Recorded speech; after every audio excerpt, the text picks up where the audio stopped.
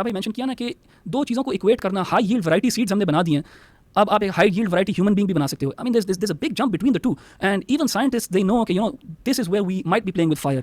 This is where, if we start, messing this up, this can have, huge consequences. It's not about, changing a grain of wheat. It's something much more different than that. That is why the scientists themselves are being very cautious about this. तो उसको यहाँ पे present करना इस तरह कि, this is a done deal, I think वो थोड़ा सा immature है, and I think it's too much being wowed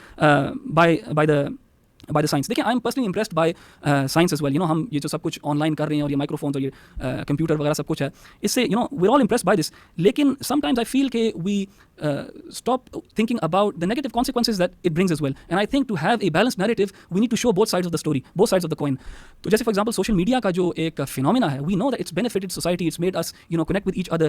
But now you're having literature coming out how it adversely affects human development, how it adversely affects children, how it has negative psychological effects, and no one could have predicted this about social media. Because social media, it seems very harmless कि you're just connecting with other people. लेकिन now you have books about the adverse effects of this, और जो जो generation, जो subsequent generation आ रही है वो कैसे अफेक्ट हो रही है इससे.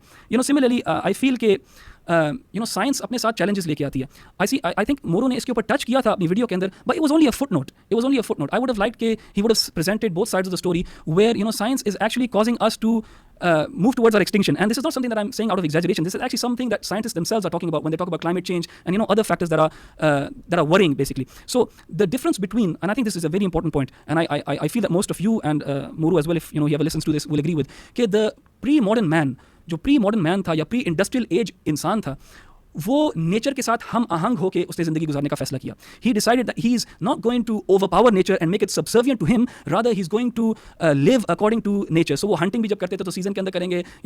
They are being one with nature, being one with the environment around them. And उससे क्या हुआ कि हमारे रिसोर्सेज डिप्लीट नहीं हुए, हमारा environment ख़राब नहीं हुआ. पोस्ट इंडस्ट्रियल रेवोल्यूशन और कैपिटलिज्म जो है, और वो जो ये भूख और ग्रीड लेके आई है ये चीज़, yes it's given us these advancements, लेकिन man has this false illusion that he can make nature subservient to himself, और उसको ये झलक मिलती है ऑफ हिज सक्सेस. लेकिन it seems that man might be winning those battles, but nature is winning the war. Nature is winning the war, and this is something that a lot of these academics and scientists are talking about. We are going towards a world where maybe we won't be able to sustain ourselves.